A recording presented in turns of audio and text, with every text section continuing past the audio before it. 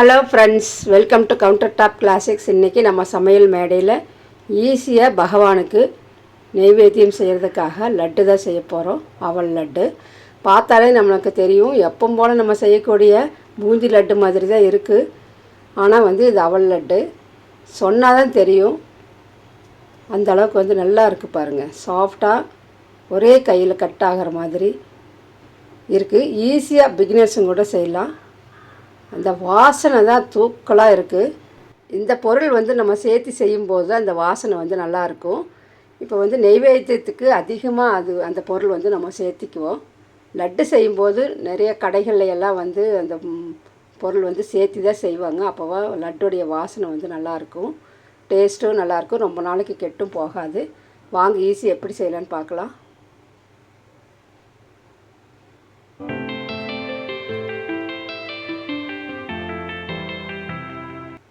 இப்போது ஃபஸ்ட்டு நான் ஒரு 10 முந்திரி எடுத்து உடச்சி வச்சுக்கலாம். இப்போது நெய் ஊற்றி நெய் நல்லா உருகட்டும். கிருஷ்ணருக்கு பிடித்ததே நெய், பட்டர் தான், வெண்ணெய் தான் பிடிக்கும் அவருக்கு. அதனால் நம்ம கொஞ்சம் நெய் சேர்த்தியே செஞ்சுக்கலாம். முந்திரி நல்லா பொன்னிறமாக வறுத்து எடுத்துக்கலாம். முந்திரி கருகாமல் இருக்கணும், அப்போ தான் இந்த லட்டு நல்லாயிருக்கும். நெய்வேத்தியத்துக்கு செய்யும்போது நம்ம டேஸ்ட் பற்றி சொல்லக்கூடாது. இப்போ நல்லா வறுபட்டுருச்சு. எடுத்து ஒரு பவுலுக்கு வச்சுட்டு அந்த நெய்யிலேயே திராட்சையை நம்ம சேர்த்து நல்லா பலூன் மாதிரி உப்புற வரையிலும் வறுத்துக்கலாம். லோ ஃப்ளேமில் வச்சு, உங்களுக்கு தெரியுது பாருங்கள், அதே நெய்யில் தான் நம்ம வறுத்துட்ருக்குறோம். நல்லா பலூன் மாதிரி உப்பி வந்துடுச்சு பாருங்கள். இப்போ அதையும் எடுத்து ட்ரான்ஸ்ஃபர் பண்ணி வச்சுட்டு அதே நெய்யில் 1 கப்பு அவல் எடுத்துக்கிறேன். நீங்கள் எந்த அவல் வேணாலும் எடுத்துக்கலாம். கெட்டி அவல் எடுத்துக்கலாம், லேசான அவல் எடுத்துக்கலாம், சிவப்பு அவல் எடுத்துக்கலாம். எது நம்மக்கிட்ட இருக்கோ அது நம்ம செஞ்சுக்கலாம். இப்போ அதே நெய்யில் நல்லா வறுத்துக்கலாம். ஃப்ளேம் மீடியம் ஃப்ளேமில் வச்சுக்கோங்க, கருகக்கூடாது. ஆனால் அந்த அவல் நல்லா வறுபட்டுருக்கணும். கையில் எடுத்து பார்த்தா அப்படியே உடையணும், அந்த அளவுக்கு பொரிஞ்சு வரணும் பாருங்கள். இதுதான் கரெக்டான கன்சிஸ்டன்சி. இப்போ இது ஒரு பிளேட்டுக்கு நம்ம ட்ரான்ஸ்ஃபர் பண்ணி விட்டுடலாம். ஆறிட்டு இருக்கட்டும். கலர் நம்ம போடும்போது எப்படி இருந்துச்சு, இப்போ நெய்யிலேயே வறுத்ததுனால இப்படி இருக்குது. நெய் அதிகமாக ஊற்றி வறுத்துட்டோம்னா நம்ம அதிகமாக நெய் சேர்த்த வேண்டியதில்லை.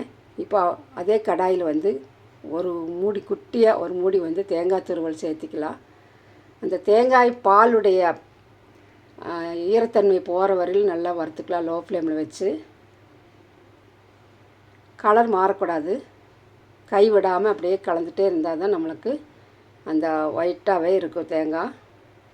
அந்த தேங்காய் பால் மட்டும் வற்றி வந்தால் போதும். உதிரியாக இருந்தால் நம்ம ஸ்டவ் ஆஃப் பண்ணி விட்டுடலாம். பாருங்கள், இந்த அளவுக்கு உதிரியாக இருக்குது. நம்ம ஸ்டவ் ஆஃப் பண்ணிவிட்டு இதையும் ஒரு தட்டில் போட்டு ஆற வச்சிடலாம். ஒரு குட்டி மிக்சர் ஜார் எடுத்துக்கலாம். அதில் ஆறுன அவலும் ஒரு 3 ஏலக்காயும் சேர்த்துக்கலாம். சேர்த்துட்டு ரவா பதத்துக்கு நல்லா பவுடர் பண்ணி எடுத்துகிட்டு வந்துடலாம்.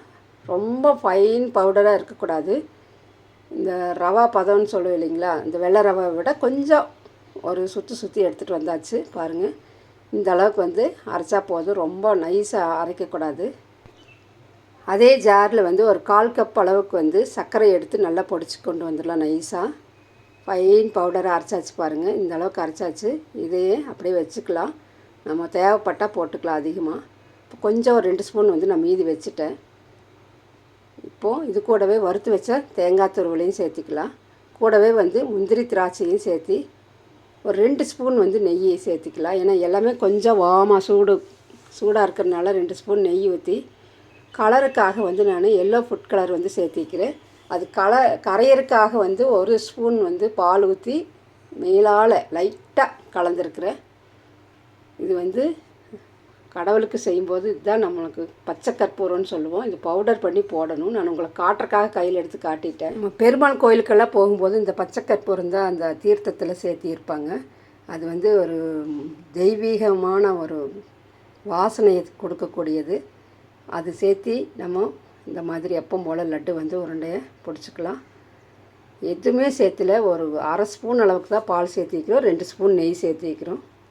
இதே மாதிரி எவ்வளவு பெருசாக வேணுமோ அந்த அளவுக்கு நீங்கள் உருண்டை பண்ணி எடுத்து வச்சுக்கோங்க. 5 நிமிஷத்தில் இந்த லட்டு செஞ்சு முடிச்சிடலாம்.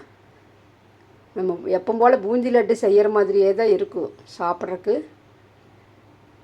கலரும் அதே மாதிரி இருக்குது பாருங்கள். எப்பவும் போல் நம்ம ரவா லட்டு செய்கிற மாதிரி தான் இதுவும். ஆனால் வந்து நம்ம அவல் சேர்த்து செஞ்சுருக்குறோம். ஃபுட் கலர் உங்களுக்கு பிடிக்கலைன்னா நீங்கள் ஸ்கிப் பண்ணிக்கோங்க. இவ்வளோ சாஃப்டாக இருக்குது. நல்லா ஊறுனா இன்னும் நல்லாயிருக்கும் நம்ம பூந்தி லட்டு மாதிரியே. இப்போது இந்த ரெசிபி வந்து பிடிச்சிருந்துச்சுன்னா லைக் பண்ணி கமெண்ட் பண்ணி சப்ஸ்கிரைப் பண்ணுங்கள். இதுவரையில் சப்ஸ்கிரைப் பண்ணாமல் இருந்தீங்கன்னா சப்ஸ்கிரைப் பண்ணி நம்ம சேனலுக்கு சப்போர்ட் பண்ணுங்கள். தேங்க்ஸ் ஃபார் வாட்சிங்.